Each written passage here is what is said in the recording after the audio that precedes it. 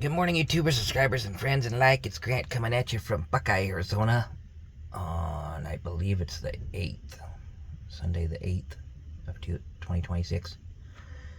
I tell you, sometimes the world goes round and round and makes a complete circle after a while or something. I don't know.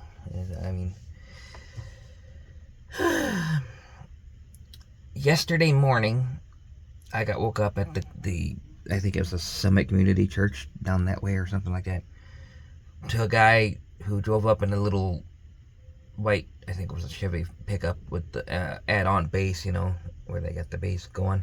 He was playing Insane Clown Posse in my room, that song, which is basically the most satanic, screwed up in your mind song you could play. Funny how I know it, but I'm just saying. And then he claimed to be a church member and said that my truck was taking up too much spaces, and that Saturday night they have a church service at 5 o'clock that he invited me to, but basically said the truck can't be there. But he was letting me know that essentially this truck has to be gone by that point. And acting all like a religious guy, as his pickup plays in the background the most satanic music one could play, really. And I'm just thinking, you don't put two and two together, the fact that you're advertising that in your pickup, and you're just the most fake Christian ever. But anyway, that happened yesterday morning. And then last night, I'm asleep at the McDonald's up the hill here a little. There we go. Behind the McDonald's. I don't know if you guys see it through the sun, but that's the back drive-through of the McDonald's right there. And these lights, they come on at midnight, and then they're motion sensitive to where if they receive motion, then they come on brighter. I'm asleep in here, and every time I move here, it must sense that I'm there, and so probably every other hour or something it gets brighter, and then goes back to regular light, and then brighter, and whatever. And there was a local home dumpster, McDonald's dumpster bum that lives over there in the McDonald's dumpster there after McDonald's closes at midnight. He came over here, and all of a sudden I see a face. Well, first I heard the door handle try to open. Then I see a face pop up here because he climbed up on the stairwell thing to the truck and said, "Hey, man, you need to move on, man. That light is just keeping me up, man. Live over there in the dumpster, man." And he's going on and on about it like that. And then, as I'm still processing this, he starts hitting the mirror, but not, it's almost like fake hitting the mirror. But it looks like he was hitting it hard, but there's no cracks or damage or nothing on the mirror this morning. But anyway, like started hitting the mirror. Like he didn't move to beep on and blah, blah, blah, and he starts hitting the mirror. I get over here to the driver's seat, and I called 911 on the whole damage to the unit, because at the time I didn't know if he had actually damaged the unit or not. I mean, the whole truck was shaking from him hitting it, but apparently he didn't hit it hard enough to break something. And I reset the mirror to where it needed to be now, but it was all messed up. The position of it was all messed up, but it wasn't cracked or nothing. But anyway, that happened, so I'm calling 911 because of that. I don't want that reported in case, I get out and stuff's broke or whatever I have to do with that. The 911 operator basically told me to just drive off. So which that's what I was going to do anyway, but I started the truck to drive off, and I'm telling him I'm going to drive off. Whatever, trying to warn him to get off my stairwell. I put the shifter from park down to drive, and then you gotta unhook the thing, but there's a series of steps. You have to have the seatbelt on correctly, you have to have the doors both on, connected to their connectors, whatever, to tell the computer that they're closed before it'll let you go in gear and whatever. But the thing is, when I started the truck, so everything was locked before I started the truck, but when I started the truck, and I found out last night that both these doors open when you start the truck from inside. And of course, he heard it open when I heard it open, and he's trying to open my door and get to me that way while I'm starting this up and going. So I get it in gear, and I've got the brake off. I start moving forward, but the truck, it has an electric, it's an air brake, but it's an electric brake, so the computer can decide to turn it on and off and whatever. For a safety measure, it will not allow you to drive the truck away with the door open. It recognized the door was open. It hit the brake hard, the parking brake back on hard. Whole truck shifts, to a stop. He goes that way, whacks his head against the mirror, falls down underneath the thingy. And this is at the same time the dispatcher is telling me to just drive away. So I put the brake off again, drove that way toward where those two yellow lines are over there, and stopped. as I'm doing that, then I have the cop coming this way. You can see the headlights and then the red and blue lights coming this way, and you have another cop coming that way. The cop that came up this way, he immediately came up over here because he saw it all on camera. They got it on camera, but basically the rear axle of this truck drove over the guy. They get him loaded up in the hospital. I'm parked over there talking to the shorter cop for a while. Well, the other guy back here, which I couldn't see any of this happening back here really, because I was talking to that guy and he's getting my ID and all that crap. So they do all that. The other two cops that showed up afterward went with that guy and the ambulance, and then the other cop followed the ambulance, to go pick his cop buddy up after they're done dealing with him at the hospital, whatever, those two guys went. The tall guy that was originally responded to this guy that I ran over, that was over here in the corner, he walks up to us now at that at the truck that's parked over there.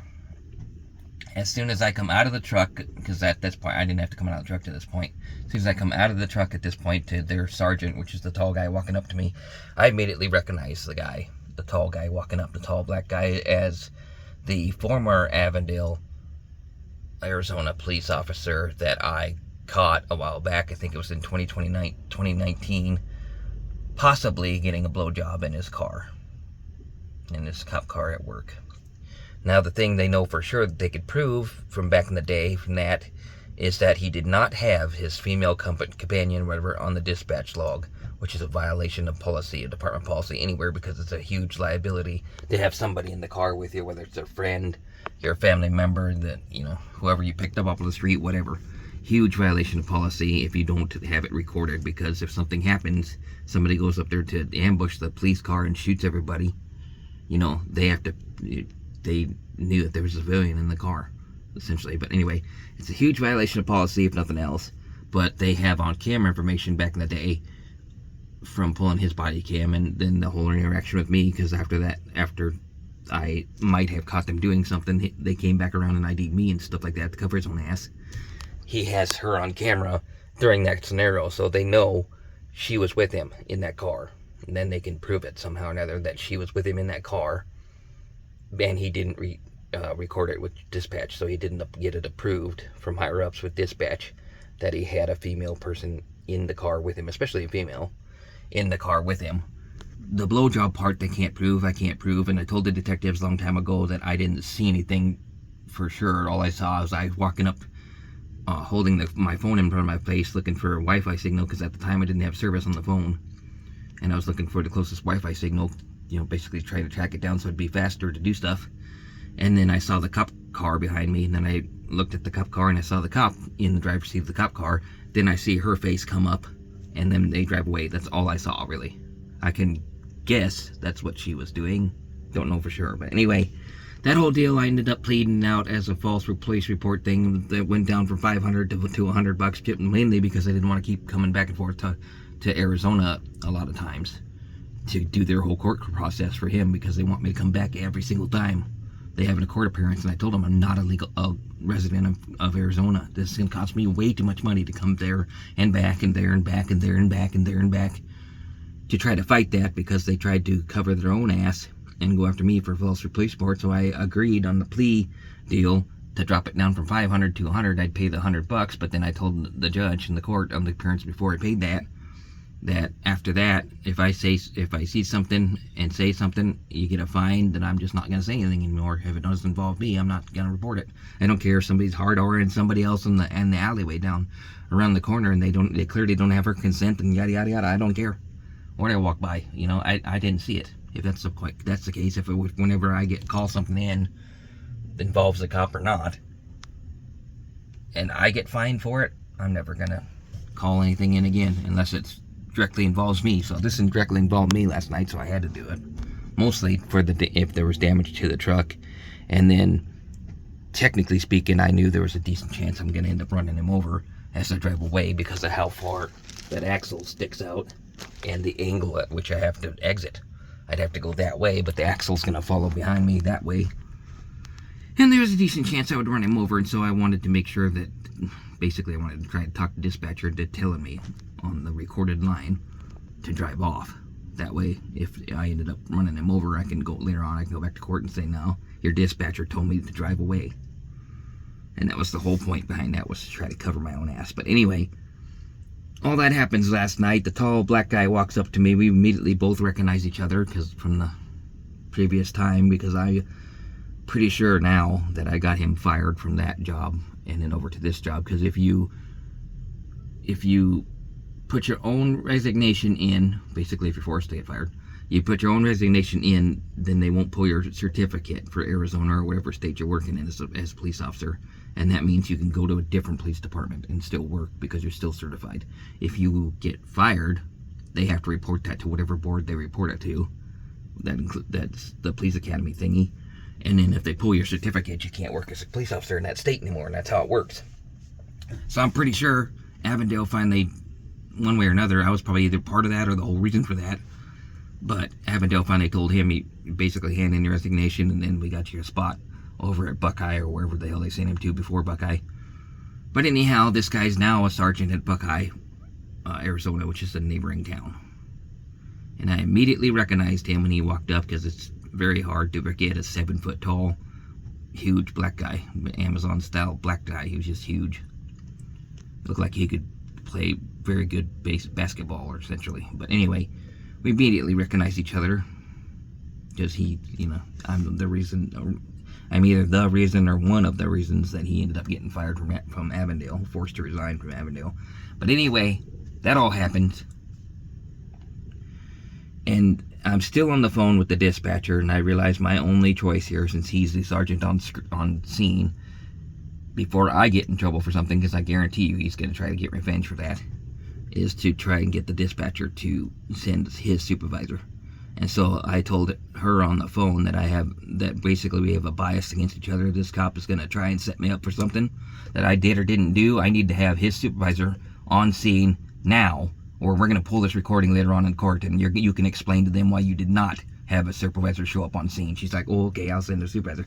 So the shift supervisor shows up, like the lieutenant or captain or whatever, but the only reason that she even dared send that was because I already threatened to take that whole deal to court over the fact that there's a previous history, and I had to explain it to her really fast, that there's a previous history between me and this sergeant that's on scene, to where it's going to be bias on my, he's going to purposely try to set me up for something. And sure enough, he sits in his car with the other people talking to him for like the next 45 minutes while they try to figure out what to get me for. And I hear from them, it's the driving over him, and I tried to tell the two cops, the dispatcher told me to do it. I have it right on the recorded line that they told me to do it. Don't delete the recorded line, because I'm going to have my lawyer look that recorded line up. Because I was dealing with the guy, and then she told me to drive off.